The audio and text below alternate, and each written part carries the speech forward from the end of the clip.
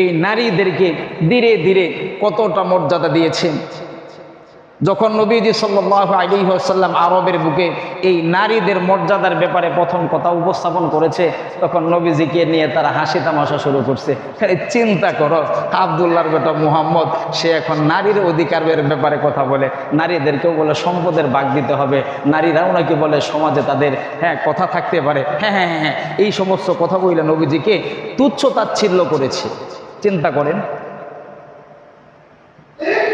অথচ আল্লাহর হাবিব সাল্লাল্লাহু আলাইহি ওয়াসাল্লাম হাদিসের মাধ্যমে, পবিত্র কুরআনুল কারীমের মাধ্যমে, পবিত্র কুরআনুল কারীমের বহু আয়াতের মাধ্যমে আল্লাহ সুবহানাহু ওয়া তাআলা নারীদের অধিকার নিশ্চিত করেছেন। সুবহানাল্লাহ।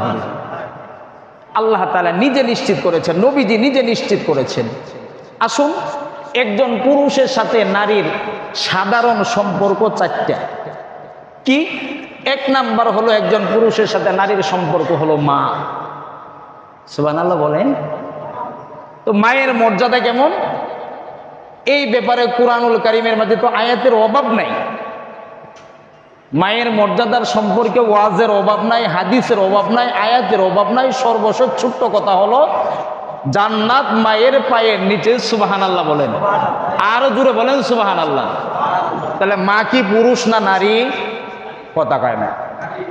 তাহলে নারীর মর্যাদা কতটুকু? মায়ের পায়ের তলে সন্তানের বেহেশত। তাহলে প্রত্যেকটা নারী যারা বেঁচে থাকবে, কম হোক বেশি হোক, আল্লাহ তাআলা তাদেরকে মা বানায়, ঠিক কিনা? তাহলে নারীর পায়ের নিচে জান্নাত। দুনিয়ার কোনো পুরুষের পায়ের নিচে জান্নাত এমন কোনো ঘোষণা আছে? তাহলে এই মর্যাদা ইসলাম কাকে দিয়েছে, পুরুষকে না নারীকে? এরপরে আসেন, আল্লাহ তাআলা নারীর ব্যাপারে বলে কি মায়ের ব্যাপারে? হামালাতুহু উম্মুহু ওয়াহনা, হামালাতুহু উম্মুহু কুরহা ওয়া ওয়াযাআতুহু কুরহা। যে তোমার মা তোমাকে কষ্ট করে গর্ভে ধারণ করছে, কষ্ট করে প্রসব করছে। বাপ কি কষ্ট কম করে? বাপও কষ্ট কম করে না, কিন্তু আল্লাহ তাআলা বাবার কষ্টকে উল্লেখ না করে মায়ের কষ্ট উল্লেখ করে বলছে, তোমার মা কষ্ট করে পেটেও ধরছে, প্রসবও করছে। আচ্ছা, এতে কি নারীর মর্যাদা কমছে না বাড়ছে? ইসলাম নারীকে মর্যাদা দেয় নাই। আপনারা কথা কম দিছে না? দিছে না? মা হিসাবে মর্যাদার অভাব নাই। তারপরে আসুন দ্বিতীয় নাম্বার, একজন পুরুষের নারীর সাথে দ্বিতীয় নাম্বার সম্পর্ক হচ্ছে বোন। বোনের অধিকার ইসলামে আছে না নাই?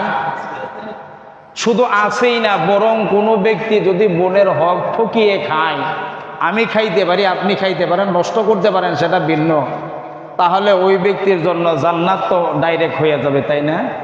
নাকি আটকা আছে?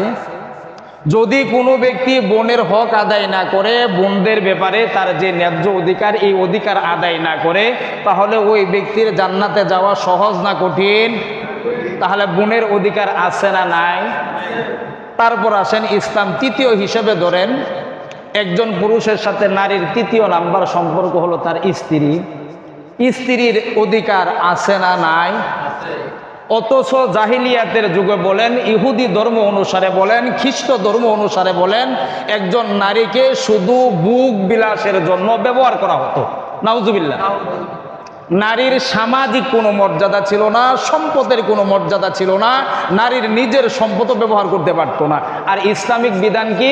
যে তুমি একজন নারীকে যদি তোমার ঘরে আনতে চাও, দিতে পারো বা না পারো, আগে দরদাম ঠিক করে আনতে হবে। কথা বলেন ঠিক কিনা?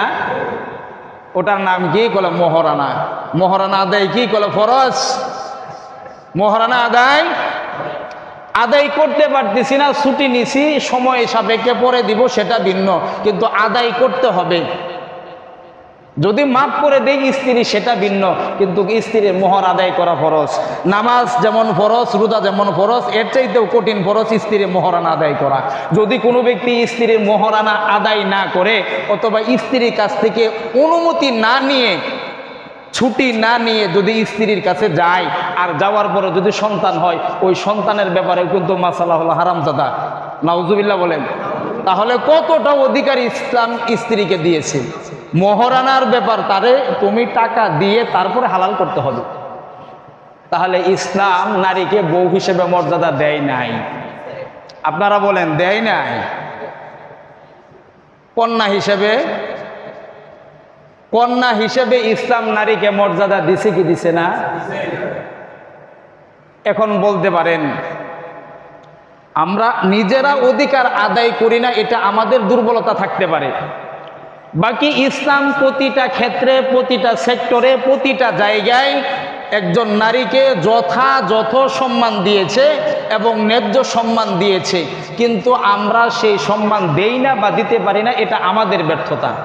কিন্তু নারী অধিকারের নামে বর্তমানে যে আইন প্রণয়ন করা হচ্ছে, এই আইন সরাসরি কোরআনুল কারীমের বিরোধী, কোরআনের আয়াতের বিরোধী, আল্লাহ তাআলার বিধানের আয়াতের বিরোধী, আল্লাহ তাআলার হুকুমের বিরোধী। নাউজুবিল্লাহ বলে।